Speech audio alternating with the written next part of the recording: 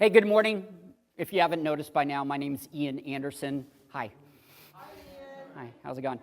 The Warmans are out of town this weekend. Eric Warman got married, I think, yesterday, is what I saw. So congratulations to Eric Warman and his beautiful new bride. And congratulations to the Warman family in general for expanding their reaches and really just celebrating a new phase in their life. So congratulations to them. Hopefully they're probably not watching. It's fine. They'll probably catch the replay. But congratulations to them. And I'm happy to be here with you today because we're gonna continue this series around like a good neighbor. And we're going to talk about maybe some of the barriers to being a good neighbor, right? Because there are clearly some. Oh, well, you know, technology, Ian. You're going to find that funny because it's what? Yeah. Yeah. I am a lot of things, guys. I'm a lot of things. I'm a husband. I am a dad. I am an IT geek. I'm an Excel guru. I am a data analytics nerd, giant nerd. All those things accurately describe me. I'm a Christ follower. I'm a son. I'm a brother. I'm an elder. I'm a treasurer. And most importantly, I'm a dad, right? That's the number one role that I like to carry forward with me. Those are things that define me. They are labels, they are categorizations that are true about me and my role. Now, see, I like to think that I'm funny. I like to think that I'm at least a solid 6, 7 in the looks department. That's why I dressed up like this, so you guys wouldn't question like my self-rating. At least a solid, 6. Scratch out the 7, put in the 6. Probably a good solid 6 in the looks department. But I think that these things are subjective, right? How can you measure funny or solid 6 in the looks department, right? I think the same can be true of being a good neighbor. I mean, look at my neighbors, for instance. Look at the people that surround me. I've lived there for 3 years, okay? And I know their names, sometimes. We have limited conversations from each other's driveways, right? And usually it's funny little quips, like just the other weekend, we were cleaning out the gutters. I won't go into the full story, but neighbor comes out and I'm like, don't mind us, we're just a circus. And like, you know, you say silly things like that, right? Like that's the depth of your interaction with your neighbors. Sometimes it's about the weather, sometimes it's about his dogs, but usually, depending on the neighbor, we really don't interact too much, right? So how can you measure really being a good neighbor? We're going to dive into that, but first, what do you expect, Ian? Really, what do you expect from me? Look, I get it. I'm a dad. I have 3 kids in all their sports, right? I'm essentially a boss. Look at our calendar this afternoon. We've got like pictures, a baseball game, and like a pizza party. And I'm like, oh, great, all today. So there's a lot of time that's just taken up by my kids and all their activities. On top of that is all my work, right? I have 50 employees, and I'm responsible for hundreds of millions of dollars in revenue every single year. So I really don't get a time off, right? I was working yesterday. I'm always kind of on the clock, and I'm always kind of doing something. There's a lot that's going in my life. I don't have time to get too deep with anyone, right? Plus, what if I screw it up? What if I look silly? What if I don't know what to say? I think that's one of the biggest trip points that we have. I don't want to look silly. I don't know what to say. Oh, it's going to be difficult. Also, people suck in general. Have you noticed? Like, I really don't want to connect with these people because they might be weird and a little awkward. And look, I'm a little weird and awkward. It's just going to be weird, okay? Like, we're just going to be standing, looking at each other, like staring, like blank stares, and like, no. I'd rather just be at home in my nice little comfortable space, and that's what I'm comfortable doing, right? It could be, I could fail, right? There's that fear of failure, like I freeze up, and like I'm supposed to connect, and like I don't. So therefore, I don't want to put myself in that situation, so I'm just not going to try. That's easier. I think that other possible barriers for us is our culture. What do I mean by that? I mean our race. Let's just be brutally honest, right? This city is foundationally split. Look at North County and South County. Just look at it, okay? Look at West County versus downtown. This city is split culturally. You can't ignore that. It's not just culture, it's country of origin. Think about it. I'll admit this. Sorry, Mom, if you're watching, but I'm sorry. My mom grew up on the West Coast. We grew up on the West Coast. She was around a lot of people of Asian descent. And her family took in a lot of Asian descent people as, in housing and stuff like that. So she grew up with this aversion to them. Is that a fair, I'm trying to be as super nice as possible, Mom. I really am. Aversion to them, and that is translated throughout time. That, because she doesn't even know these people necessarily, she's created this barrier just based on their skin tone or where they're from, right? And I think subconsciously we do that a lot of the time. Hey, it's not just about country of origin or skin color or anything like that. Here in St. Louis, it's about what high school you went to, what county you were from, right? Like, if you weren't from the right high school or the right county, then I'm not going to talk to you. I mean, that's one of the first questions that we ask out of the gate to assess, what kind of person are you? Am I going to have some commonality with you? Are we going to have something to talk about? Like, it's one of those entryways questions here in St. Louis. Individual pursuits or traits. What do I mean by that? I mean politics, you guys. Like, it's very easy. I saw it so badly. It's just polarization in 2020. I'm scared that it's going to happen again. But we as the church need to lead the way and say, like, we're followers of Christ and not a political system. So politics can divide us. Our hobbies, our interests. How many of you snowboard? Oh, just me? I didn't know that. I guess I can't talk to any of you now, right? Nobody gets me, right? But our hobbies, our interests, they do drive some of our divides, right? I love golf. There's probably very few of you in here that love golf as much as me, okay? But those types of things will drive our interactions. Financial divides. I think that subconsciously we look at the way that people dress, where they live, what they have, and we say, wall, and throw up the wall. I can't be friends with them because of, and then insert the thing, right? And sometimes it's financial means. I think sometimes, I put this down here at the bottom, our own righteousness creates subdivisions or barriers. What do I mean by that? Holy cow, Ian, what are you talking about? Well, think about it like this. We as the church are on a great mission to speak the gospel to other people. And sometimes that's to people that are unchurched, right?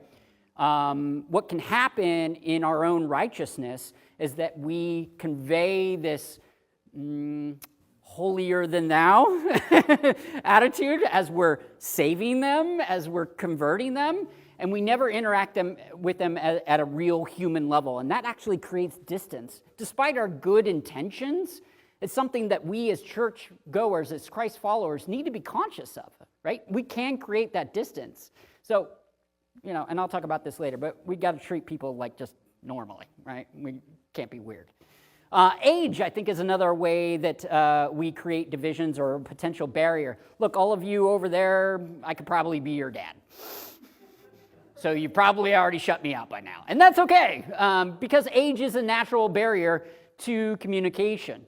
And that's something that we have to be conscious of. We have to understand that there's generational differences. We also have to be open to transferring or getting across those lines. All right. Look, Ian, it's easier to just keep the people in our lives in neat little buckets where we can fit in the rules of engagement, the conversation topics, and the time length of those topics, isn't it? What do I mean? Well, think about your family. There's probably things that you discuss inside of your family constructs that you don't speak to in language that you use, just being honest, you guys, that you probably don't use with your friends here at church. Just saying. And there's topics of conversation that you utilize with the people at church that you probably don't say with your friends. Neat little buckets of containerism, right, that we utilize to kind of section off our lives, control the topics, control the amount of risk and fear that we ultimately have in these conversations. Acquaintances, friends, neighbors, they all align to the same. We've created little rules of engagement based on our interaction levels with each one of these neighbors in our lives. Here's where I want us to land today. Matthew 22, 36 through 40. Those of you that are biblically strong, what does it say? No one. All right, fantastic. It says, love God first and love other people. That's what it says. The center of our lives is outside of us and the things about us. That's where I want us to land. It's not about us. It's not about our creature comforts and our little barriers and our time rules of engagement and all these other things. It has nothing to do with that. It has to do with everybody else around us.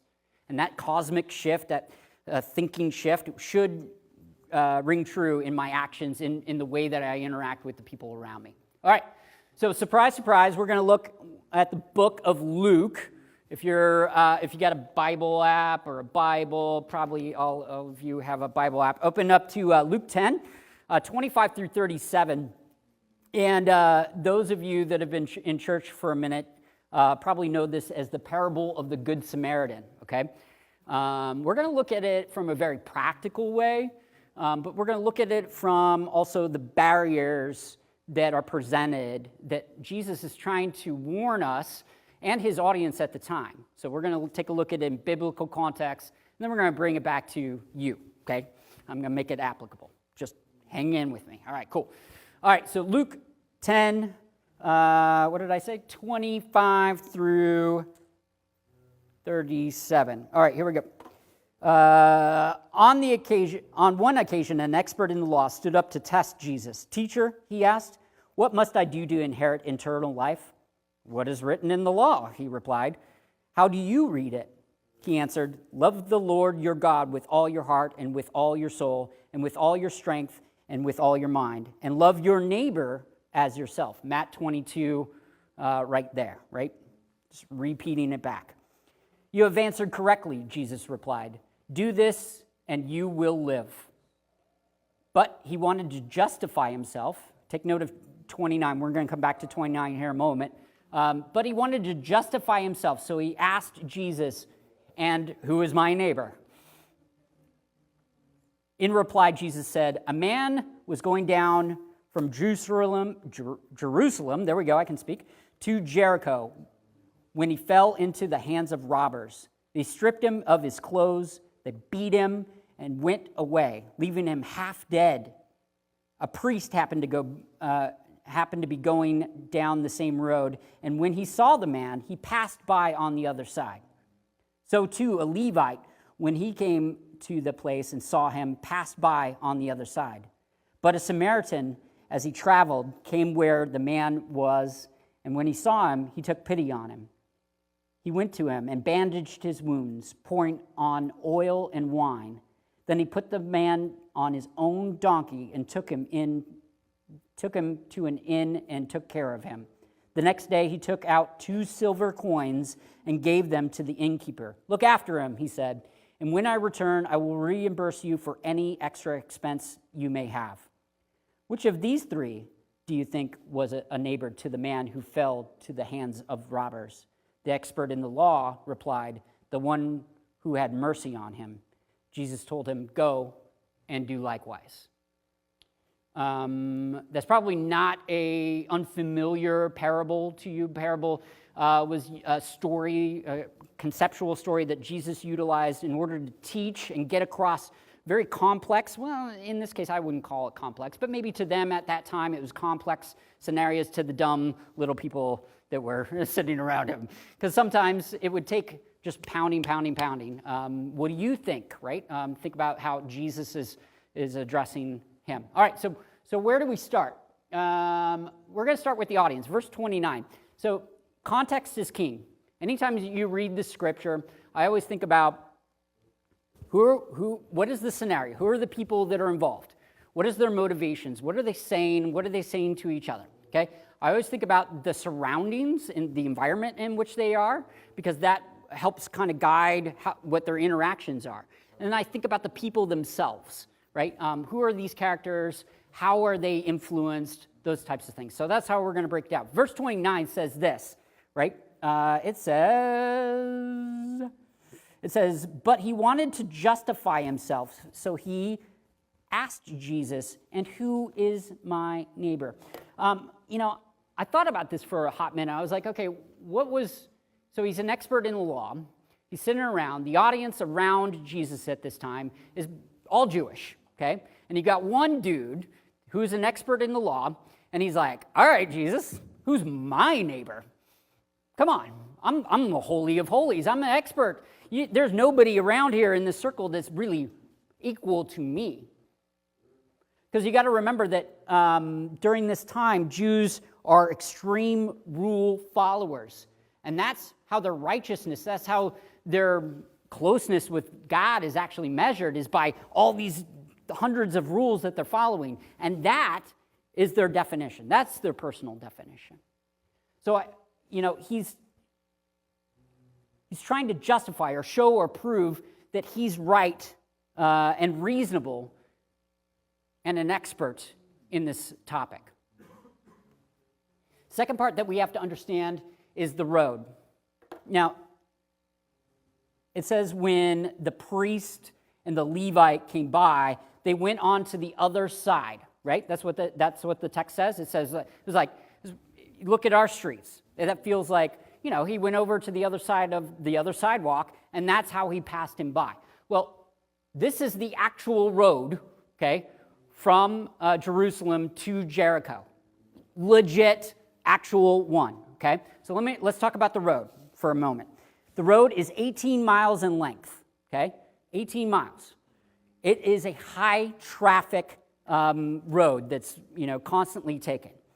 Think of your commute from maybe like St. Charles County to downtown using like 70 or 64, like that kind of busy. That's what we're talking about. People are moving back and forth between the two cities, almost like a suburb, okay?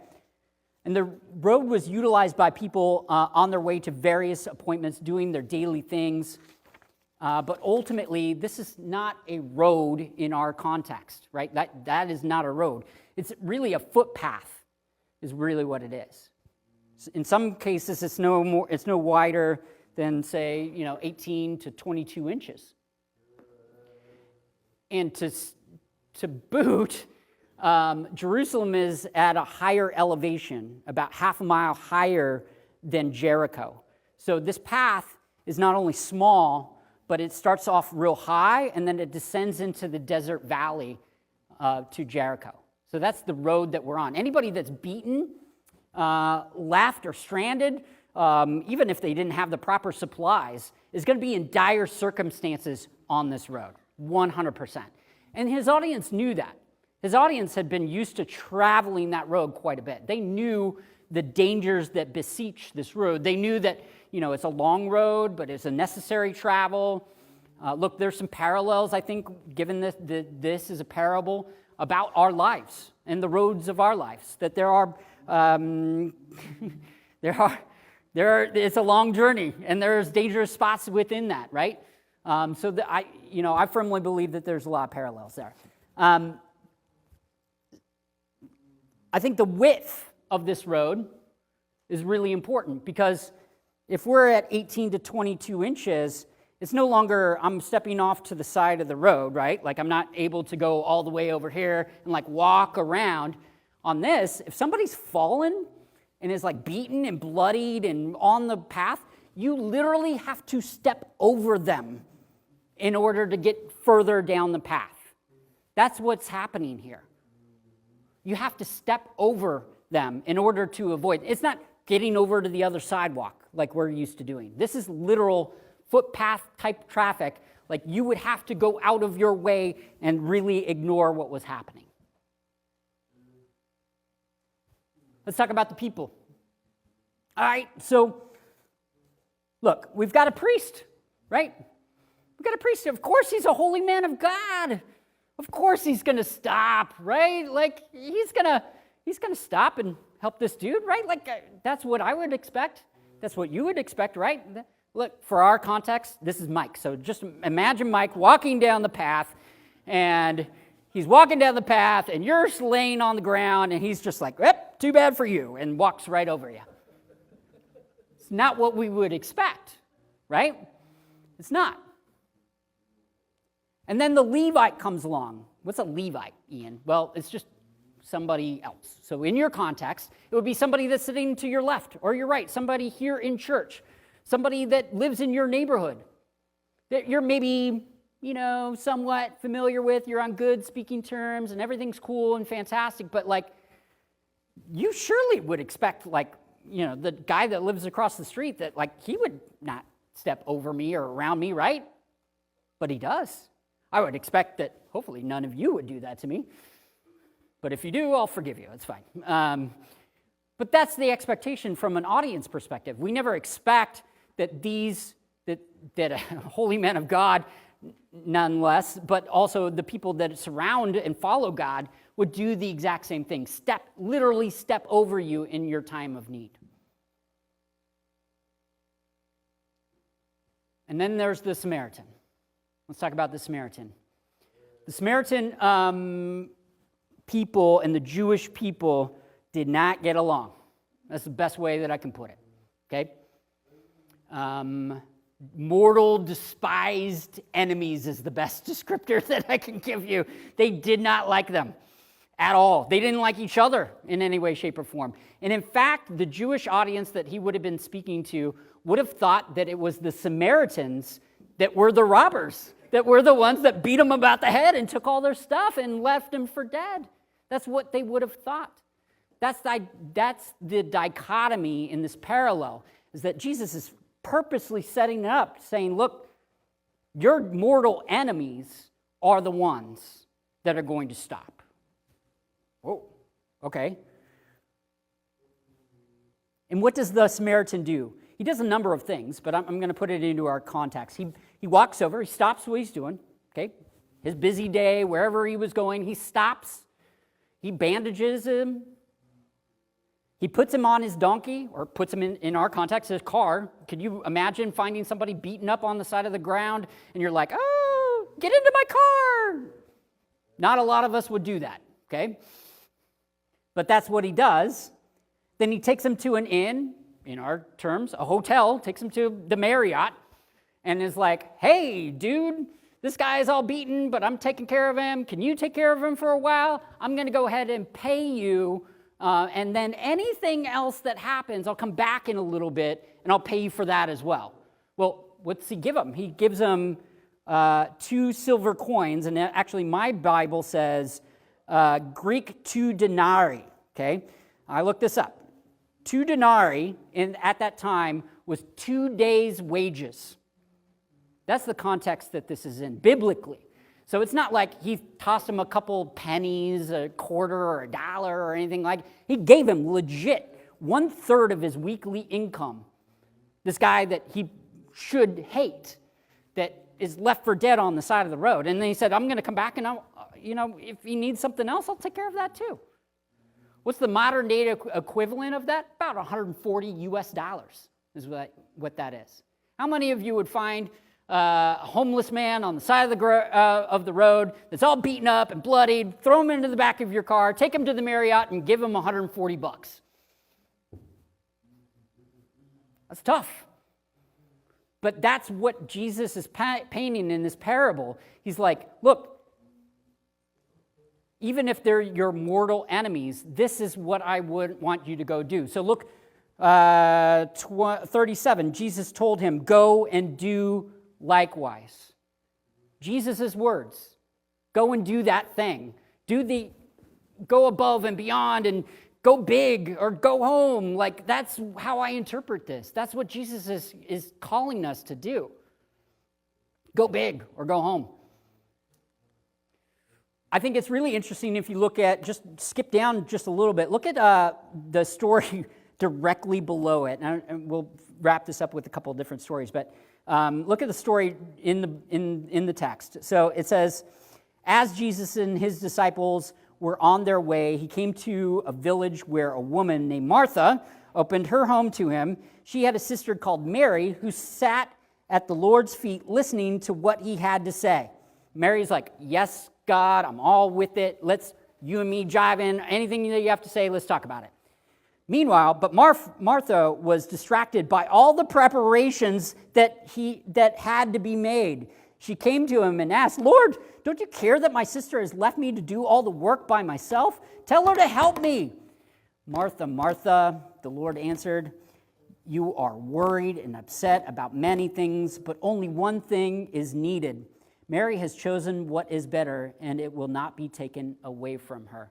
Martha is preoccupied by the context of the situation. She's got to prep. She's got to do the dishes, got to vacuum the floor, got to make the bed, got to throw up the nice, window curtains. I don't know what they had back there, but she had to make the place look nice, and she was upset that Mary was plugged into God and not helping her with all the trappings that were surrounding them. That's a biblical example of being distracted, right? Being too busy and focus.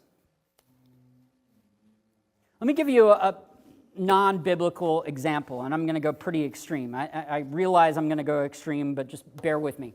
So let's see this. A man plants a flag in his front yard, okay? And it says, Americans only, deport illegals. He has a heart attack after planting that sign. 2 Mexican immigrants come walking up the street. They don't know how to read English, speak English, anything of that sort. They just see a man in need that has had a heart attack, and they save his life by giving him CPR. Couple things in there, right? Mercy was shown despite the circumstance and received by someone who harbored a hatred for these 2. I think that's important to note. Sometimes those social divides, those divides that we perceive, my greatest enemy could be my largest benefactor if we were to give it a shot. Let me talk about a little personal story. So God is funny. He has a sense of humor. If you haven't seen his sense of humor, just wait.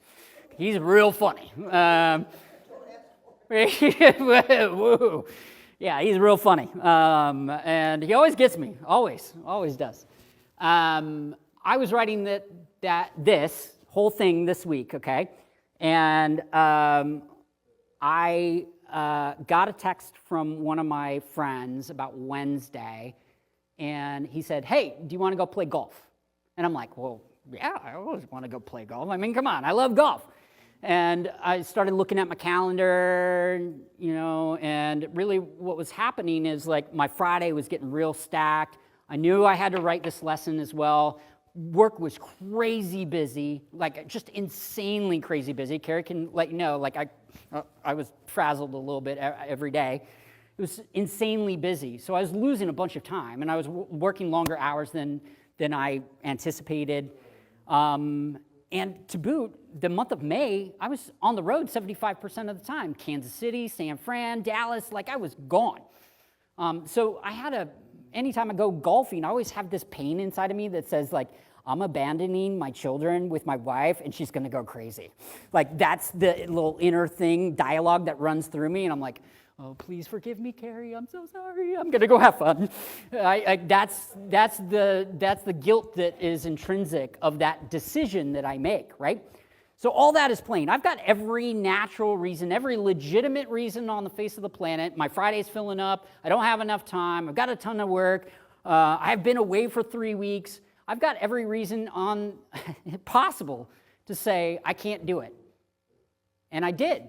I actually texted it back and said, you know what? I can't do it.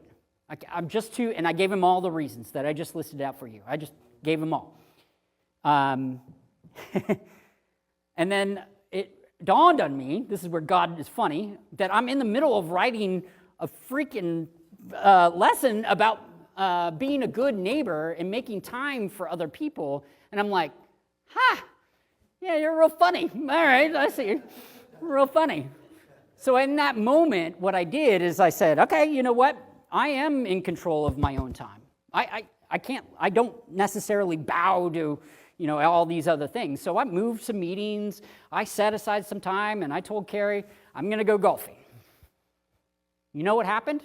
Well, A, I went golfing, yes. But B, I made, look, I've been friends with this guy for 20 years, and he's been going through a lot of things. Sorry, dude, if you're watching. So I won't name his name, but he lost his mom, and he's got a lot of, strife inside of his family, and that gave him opportunity to talk about that. Because when two guys are riding in a golf cart, and you're waiting on the people in front of you, guess what happens? You talk about life. That's what happens during golf. It's not you hitting the tiny little ball. You wind up talking, and then you tell each other that you both suck. That's golf, people. Okay? That is golf. So that was an opportunity that God had given me, and I jumped on. On top of it, there's an air show going on. I don't know if you've noticed. We went to play at the Bluffs. That's right next to the airfield, right? Yeah, so I'm going down I think it was the front 9. We were about hole 5 or 6. All of a sudden, I've got Blue Angels buzzing me at 500 feet over my head in perfect diamond formation. Tell me which golfer has been able to golf with the Blue Angels entertaining them directly overhead. So there was benefit for me, superficial benefit, but definitely benefit, because I thought that was really, really cool, right? And they were low and they were fast. They were not holding back, and it was amazing. I blamed a lot of my bad shots on them and their noise. But that's what happened. I'm not saying we've got to go find a man that's beaten and on the side of the road, and we've got to go give him $140 and throw him into a hotel. That's not what I'm saying. Your neighbors are the people that are sitting around you right now. Your neighbors are the people in your neighborhood, yeah. And your neighbors are the people that you don't know. God calls us to a life of love that demonstrates Him and His majesty. It's the house of love, by the way. Band's going to come back up, and as they do, I want to leave you, I promised that I was going to leave you with 3 key things, so let's talk about that. And I'll try and stay out from them. So 3 main takeaways that I want you to take away from this today. So if you got the little notes thing, I was lame and didn't get Tori the notes right away, but I sketched these 3 things down, okay? Because I want you to take these away now and implement them this week. All right? Live without fear. A lot easier said than done, right? Look, and especially coming from the extroverted guy with no shame, I realize there's a lot of you introverts right now that are like, yeah, no, that's not happening. Because there's 2 key things. I called them out at the front end of this, is I don't want to look silly, and I don't know what to say. Those are the 2 biggest trip points that we have in any communication stream. So let me give you some tactics, right? I don't know what to say. Let's start there. That's the biggest objection that I always hear. I don't know what to say. And what if they start talking about God? I don't know what to... and we freak out. Data paralysis is what we call it at work. Look, every single one of you and me are all human beings. We're all scared. We're all nervous and a little awkward and just not quite sure of what it is that we're going to say. Just putting it out there. You are not different from, terribly different. You're a little different, but not terribly different from a motivation perspective to the people that are around you than the people that are in your neighborhood. Ask questions. Here's the fun part. We're all humans. We like to talk about ourselves. Surprise! So just ask a few questions. What is it that you do? What do you enjoy doing? How are your kids? Where are you going? Do you have any trips planned? Just very simple things to get people talking. You're going to find commonalities just by asking some questions, very simple questions. You don't need to know what to say, okay? God will take care of that part. The other part of that is just like, I realize that, I said that we're all on a mission to spread the gospel and all that, and maybe you're like, I don't know how to speak about the gospel. That's okay. You can speak about your personal life journey, and you can speak about the ways that God has shown up in your personal life. I'll spend another 20 minutes talking about all the times that he's shown up for me. But you have those stories. You know that to be true. That's something that you can communicate to the people around you. And look, even if they're Christ followers, they probably need to hear your story, right? There's a lot of power in our individual stories. Second one is make time. A lot easier said than done, right, Ian? But we are the masters of our own calendars. We are the masters of our own lives. I'm not saying that you've got to go set out 3 weeks and be like, I'm so into you and we're just gonna jive, bro. And that's not what we're doing, right? But you can set aside a few minutes, hours, whatever it is, to connect with those people that are around you. Maybe they're your friends. Sometimes they're your family, just being brutally honest. I need to connect with my brother something serious. Sorry, bro. But those are the types of things that you got to set aside and prioritize. So make the time, even if it's just a few minutes. Small things. Start small and build that foundation till you can make bigger commitments. Last one that I want to say is treat every person like they are worth something or that they're worthy. They are worthy. They are worth something. Every single last one of them, despite their politics, despite their personality, despite how awkward they are, despite all the other stuff, they are worthy. They are chosen and selected by God, every single last one of them. And as people of God, we need to echo that. We need to recognize that, and we need to treat them as such. Look, I know it's really easy to move around in our own little bubbles and be like, I'm angry, get out of my way, and be really abrasive. But we have a choice every day to love and to be positive, right? That's what our message is. That's a reflection of Christ that is unique to us.